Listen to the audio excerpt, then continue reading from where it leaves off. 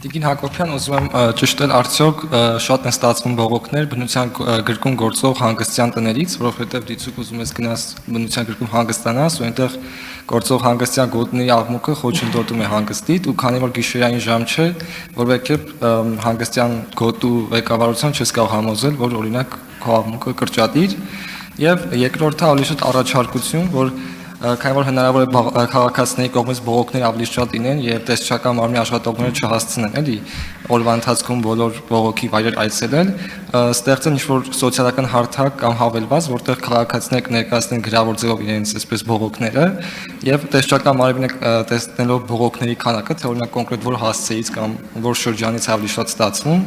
այդ հատվածը ավելի շատ կկենտրոնանան այդ հատվածի վրա, ճիշտ թիրախավորելով կարող են խնդիրը կարգավորել։ Եթե հնարավոր է նման պահի Շատ առաջի հարցի վերաբերյալ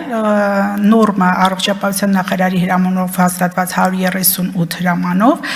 այդ թափանցող աղմուկը նորմերը դրա համար սահմանված են ոչ միայն բնակարաններում, այլև առողջարաններում, պոլիկլինիկաներում, դասասենյակներում, ուսումնական սենյակներում եւ այլն։ Կա այդ հրամանում առանձին աղյուսակ 3, որում առանձին տողերով նշված են։ Միգուցե կա այդ խնդիրը, ես չեմ հերքում, բայց մենք 2024 թվականին կոնկրետ մեր բոլոր բողոքները եղել են բնակարաններ թափանցող աղմուկի վերաբերյալ։ Երկրորդ մասով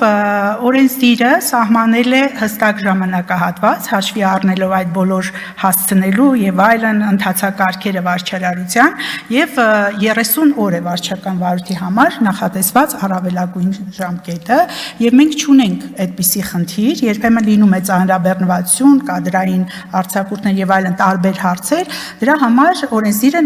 նաեւ նախատեսել է, որ անհրաժեշտ է երկար հիմքեր, որոնցով մենք կարող ենք երկարաձգել վարչական վարույթի ժամկետը։ Նույնը նաև